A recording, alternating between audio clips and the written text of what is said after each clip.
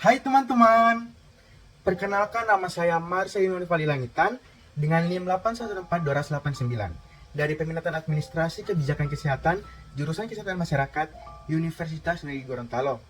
Pada kesempatan kali ini, saya akan menjelaskan tentang pentingnya kesehatan mental. Yuk kita simak penjelasannya. Kesehatan fisik maupun kesehatan mental sama-sama penting diperhatikan.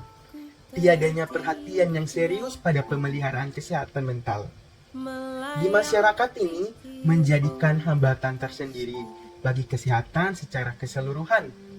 Hanya saja karena faktor keadaan, dalam banyak hal kesehatan secara fisik lebih dikedepankan dibandingkan kesehatan mental. Mengingat pentingnya persoalan kesehatan mental ini, banyak bidang ilmu khusus yang mempelajari persoalan perilaku manusia. Berbagai bidang ilmu yang memberi porsi tersendiri bagi studi kesehatan mental. Di antaranya yaitu dunia kedokteran, pendidikan, psikologi, studi agama, dan kesejahteraan sosial. Kesehatan mental seseorang dipengaruhi oleh dua faktor, yaitu faktor internal dan faktor eksternal. Yang termasuk faktor internal antara lain yaitu kepribadian kondisi fisik, perkembangan dan kematangan kondisi psikologi, keberagaman, sikap menghadapi problem hidup. Adapun yang termasuk faktor eksternal antara lain yaitu keadaan ekonomi, budaya, dan kondisi lingkungan, baik lingkungan keluarga, masyarakat, dan lingkungan pendidikan. Kira-kira apa sih kesehatan mental itu?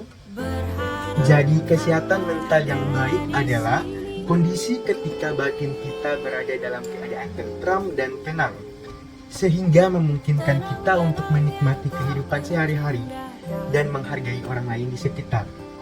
Seseorang yang bermental sehat dapat menggunakan kemampuan atau potensi dirinya secara maksimal dalam menghadapi tantangan hidup, serta menjalin hubungan positif dengan orang lain. Sebaliknya, orang yang dengan kesehatan mentalnya yang terganggu akan mengalami gangguan suasana hati, kemampuan berpikir, serta kendali emosi pada akhirnya bisa mengarah pada perilaku buruk.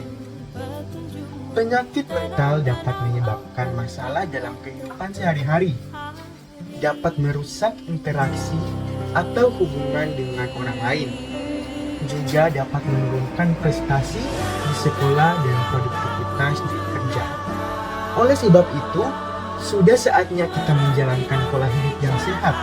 Seseorang mengalami gangguan mental. Terdapat dua faktor yang akan terjadi. Yang pertama yaitu faktor biologis atau disebut dengan gangguan mental organik. Ciri-cirinya yaitu yang pertama gangguan pada fungsi sel saraf di otak, yang kedua infeksi misalnya akibat bakteri Streptococcus, yang ketiga yaitu kelainan bawaan atau cedera pada otak, yang keempat yaitu kerusakan otak akibat terbentur atau kecelakaan, yang kelima yaitu memiliki orang tua atau keluarga penderita gangguan mental, dan yang terakhir yaitu kekurangan nutrisi. Berikutnya yaitu faktor psikologi. Ciri-cirinya yaitu yang pertama peristiwa traumatik seperti kekerasan dan pelecehan seksual, yang kedua yaitu kehilangan orang tua atau disia-siakan di masa kecil, yang ketiga yaitu kurang mampu bergaul dengan orang lain, yang keempat yaitu perceraian atau ditinggal mati oleh pasangan, dan yang terakhir yaitu perasaan rendah diri, tidak mampu, marah, atau kesepian. Apa saja jenis-jenis dari gangguan mental itu? Jadi dari sekian banyak jenis gangguan mental, beberapa yang paling sering terjadi adalah yang pertama yaitu depresi. Depresi merupakan gangguan suasana hati yang menyebabkan penderitanya terus-menerus merasa sedih. Berbeda dengan kesedihan biasa yang berlangsung selama beberapa hari. Perasaan sedih pada depresi bisa berlangsung hingga berminggu-minggu atau berbulan-bulan. Yang kedua yaitu skizofrenia. Skizofrenia adalah gangguan mental yang menimbulkan keluhan, halusinasi, delusi, serta kekacauan berpikir dan berperilaku. Skizofrenia membuat penderitanya tidak membedakan antara kenyataan dengan pikirannya sendiri. Yang ketiga yaitu gangguan kecemasan. Gangguan kecemasan merupakan gangguan mental yang membuat penderitanya merasa cemas dan takut secara berlebihan dan terus-menerus dalam menjalani aktivitas sehari-hari. Penderita gangguan kecemasan dapat mengalami serangan panik yang berlangsung lama dan sulit dikendalikan. Yang keempat yaitu gangguan bipolar. Gangguan bipolar adalah jenis gangguan mental yang ditandai dengan perubahan suasana hati. Penderita gangguan bipolar dapat merasa sangat sedih dan putus asa dalam periode tertentu, kemudian menjadi sangat senang dalam periode yang lain. Yang kelima yaitu gangguan tidur. Gangguan tidur merupakan perubahan pada pola tidur yang sampai mengganggu kesehatan dan kualitas hidup penderitanya. Beberapa contoh gangguan tidur adalah sulit tidur atau insomnia, mimpi buruk atau parasomnia, atau sangat mudah tertidur atau narkolepsi.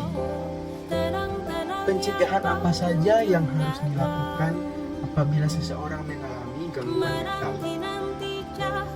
Tidak semua gangguan mental dapat dicegah, namun ada beberapa langkah yang bisa dilakukan untuk mengurangi risiko serangan gangguan mental, yaitu yang pertama yaitu tetap berpartisipasi aktif dalam pergaulan dan aktivitas yang disenangi. Yang kedua yaitu berbagilah dengan teman dan keluarga saat menghadapi masalah. Yang ketiga yaitu lakukan olahraga rutin, makan teratur, dan kelola stres dengan baik. Yang keempat yaitu istirahat dan tidur yang cukup. Yang kelima yaitu lakukan meditasi. Yang keenam yaitu menanamkan mindset positif pada diri sendiri.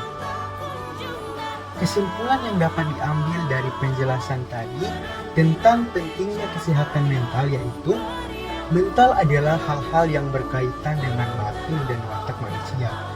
Dengan kata lain, kesehatan mental adalah kondisi ketika batin dan watak manusia dalam keadaan normal, tentram, dan menikmati kehidupan sehari-hari. Baik, sekian penjelasan dari saya mengenai pentingnya kesehatan mental. Semoga apa yang saya jelaskan tadi bisa bermanfaat buat kawan-kawan dan teman-teman yang menonton video ini. Aku kembali padamu.